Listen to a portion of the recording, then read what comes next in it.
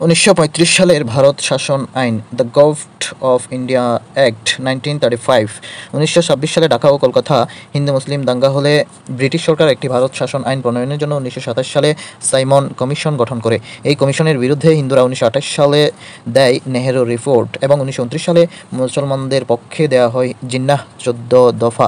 পরবর্তীতে Simon commission, Henry report ও 14 দফা নিয়ে 1930, 31 এবং 32 সালে লন্ডনে অনুষ্ঠিত হয় গোল টেবিল বৈঠক।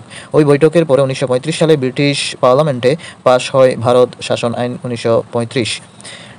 ম্যাকডোনাল্ড সাম্প্রদায়িক রোয়েদাদ। 1932 সালে ব্রিটিশ প্রধানমন্ত্রী ম্যাকডোনাল্ড আইনসভায় বিভিন্ন সম্প্রদায়ের প্রতিনিধি বণ্টন সহ ভারতের জন্য একটি ভবিষ্যৎ সংবিধানের রূপরেখা ঘোষণা করেন, যা ম্যাকডোনাল্ডের সাম্প্রদায়িক রোয়েদাদ নামে খ্যাত। ভারত শাসন আইন 1935-এর বিষয়বস্তু পাস 1935 সালের 2 আগস্ট, কার্যকর হয় 37 সালের 1 এপ্রিল। প্রধান বৈশিষ্ট্য ছিল যুক্তরাষ্ট্রীয় সরকার পদ্ধতি ও প্রাদেশিক স্বায়ত্তশাসন বা প্রভিন্সিয়াল অটোনমি।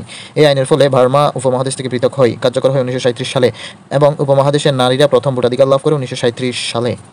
বঙ্গীয় মন্ত্রিসভা 1937 থেকে 1947।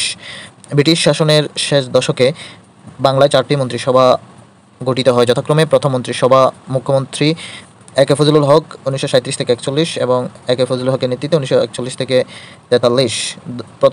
প্রথমত দল ছিল কৃষক প্রজা পার্টি ও মুসলিম লীগ কোয়ালিশন। দ্বিতীয়ত ছিল প্রোগ্রেসিভ অ্যালায়েন্স অর্থাৎ হক শ্যামা পরিষদ।